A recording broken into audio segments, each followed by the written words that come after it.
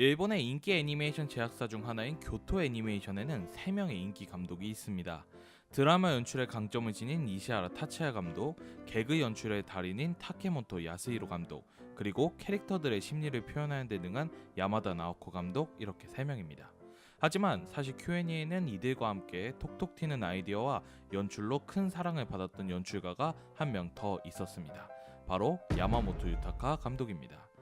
오사카부 미노호시 출신의 야마모토 유타카 감독은 오사카 교육대학 부속 고등학교를 거쳐 교토대학 문화부 철학과를 졸업한 뒤 1998년 교토 애니메이션에 입사하게 됩니다.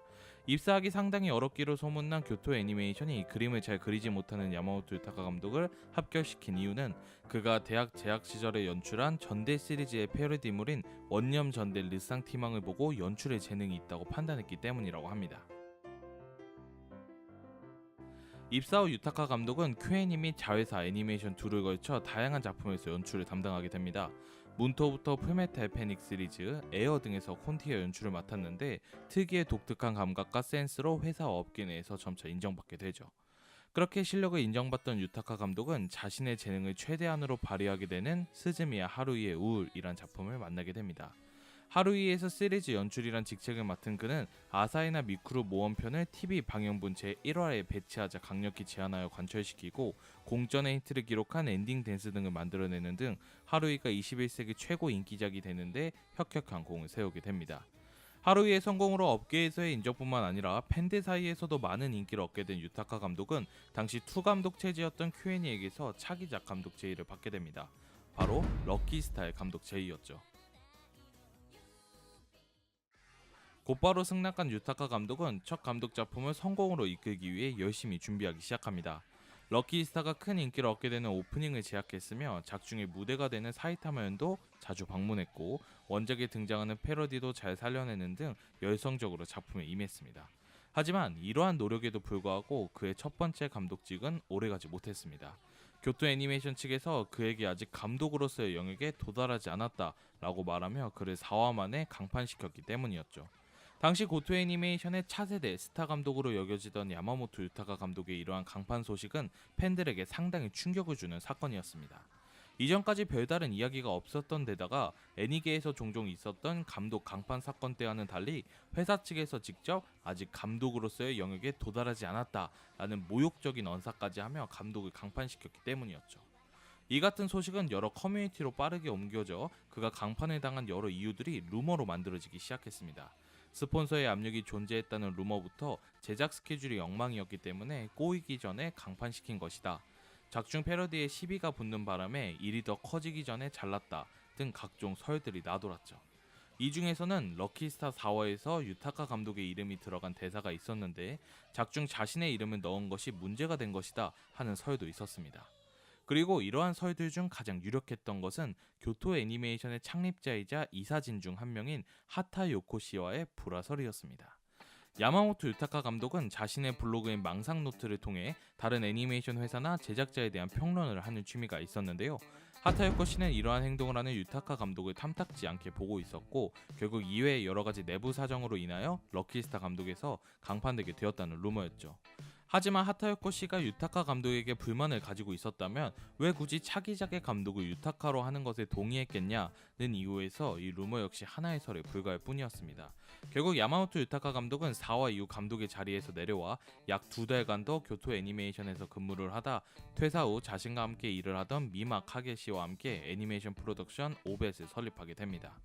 유타카 감독 정도의 능력과 인맥이었다면 다른 제작사에서도 충분히 일할 수 있었겠지만 감독 강판 사건으로 크게 되었던 탓인지 조금은 무모한 회사 설립을 하게 된 것이죠. 이후 이 사건은 시간이 지남에 따라 점차 잊혀져 갔지만 안노 켄지 작가의 봉인 작품의 우울이란 책이 발매가 되면서 다시 이슈로 떠오르게 됩니다. 봉인 작품의 우울은 데이트작 스즈미야 하루이와 관련된 업계의 비하를 다룬 책으로 제3장 톱니바퀴와 소녀 편에서는 야마모토 유타카 감독의 이야기가 적혀져 있었는데 거기에는 럭키스타 감독 강판 사건에 대한 이야기도 있었기 때문이었죠. 봉인 작품의 우울에 적힌 야마모토 유타카 감독의 강판 사건은 이러했습니다.